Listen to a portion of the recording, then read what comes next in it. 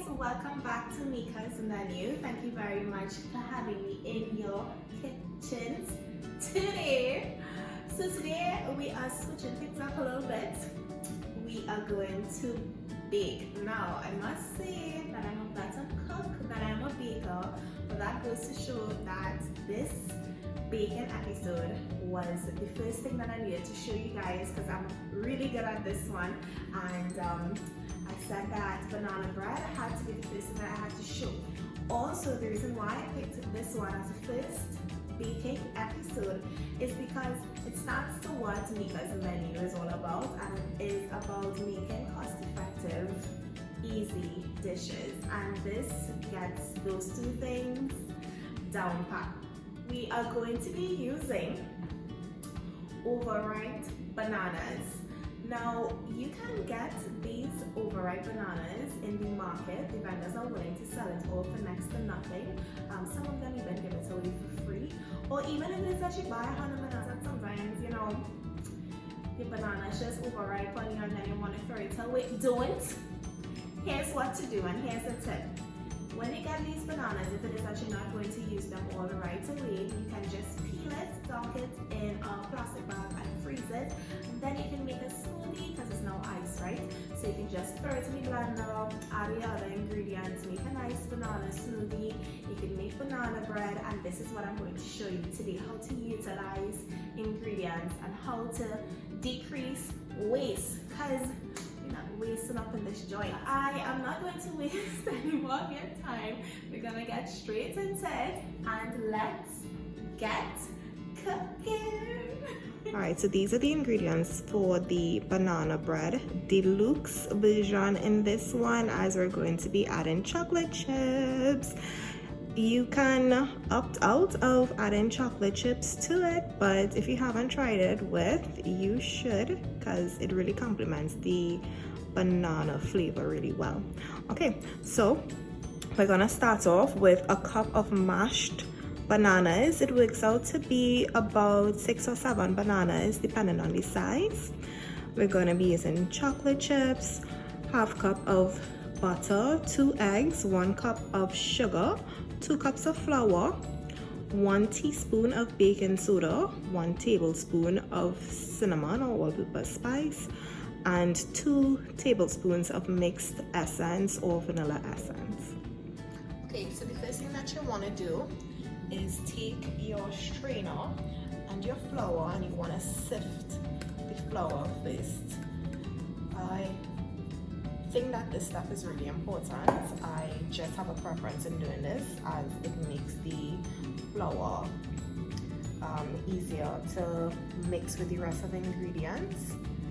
And it just takes a couple minutes, like 2 minutes. And it prevents all the lumps, so you see what it looks like here, and then you see what it looks like here, and that's a big difference. Right, so when we're finished sifting, we just want to add a teaspoon of baking soda. And then we also want to add our cinnamon here. So basically we're going to be mixing our dry ingredients.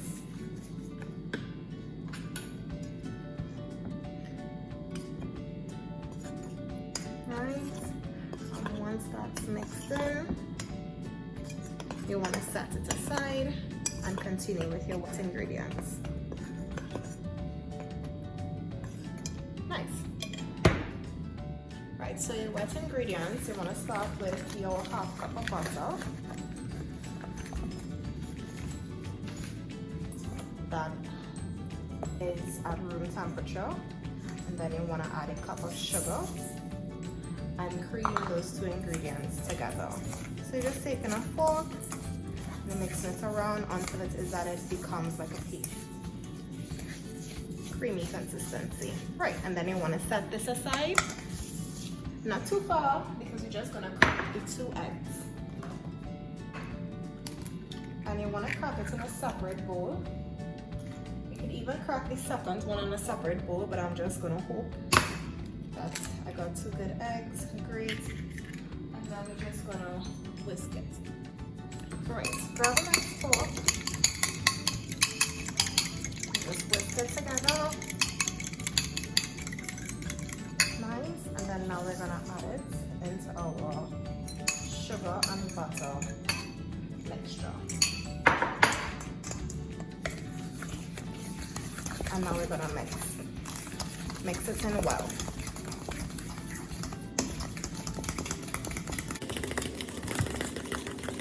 And a fork does the tricker. You really don't need to get fancy with it.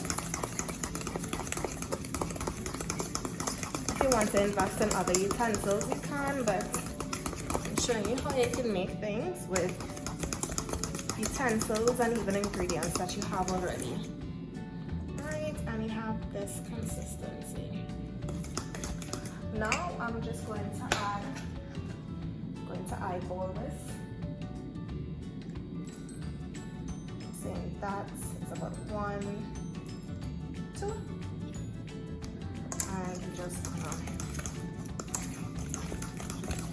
whisk that in.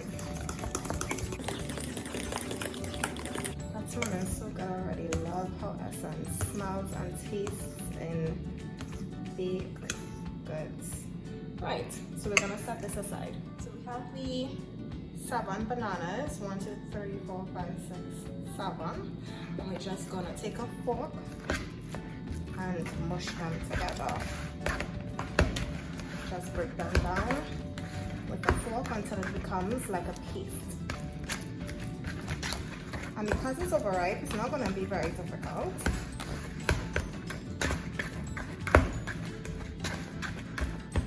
Just apply a little pressure onto the base of the fork. Right, and once you have your bananas mushed together, you want to bring back in the wet ingredients with the sugar and the butter and the essence, and you just want to introduce it. Introduce the bananas into that. Everything in. Right. And now we're going to mix these in together. And you can mix this very well.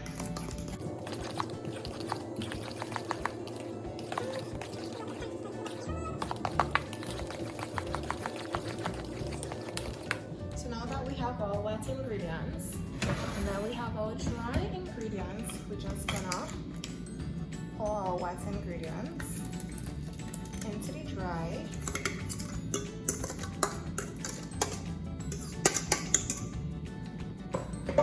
And this part, you want to not mix well. You just want to fold it in and stop until it is that you see all the ingredients are mixed in. You don't want to overdo it, right? So just fold the ingredients and scrape around and bring it in the middle and keep doing that motion just until all the ingredients are mixed in.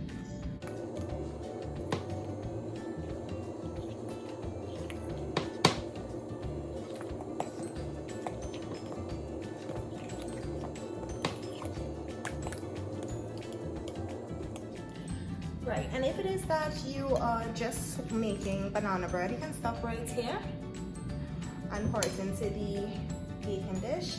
But if it is that you would like to get schmancy, you are going to pour 3/4 cups of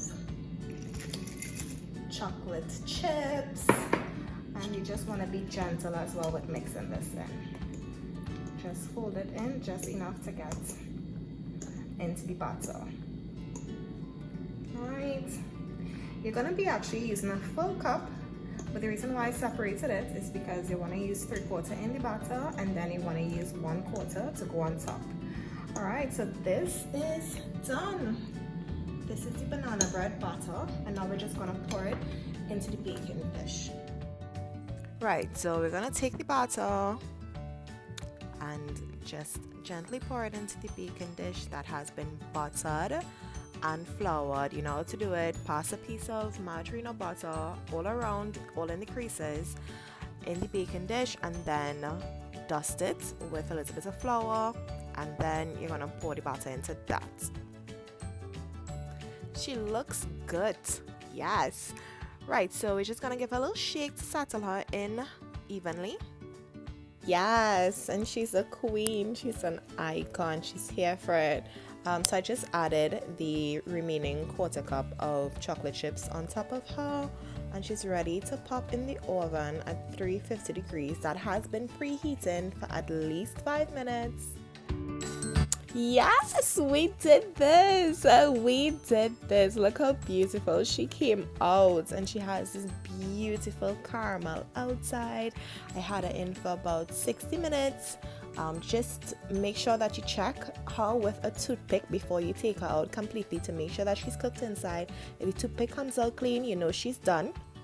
But I'm so proud. Could we just take a moment and appreciate how perfect she came out? Alright, so now we're gonna cut into her. And she's so fluffy. She feels like clouds. And it's even the end of it, and you know the end of it isn't. Well, I like the end of baked goods, but it's still so soft. Look how perfect she came out, cooked completely. Oh yes. Fluff. That is fluff.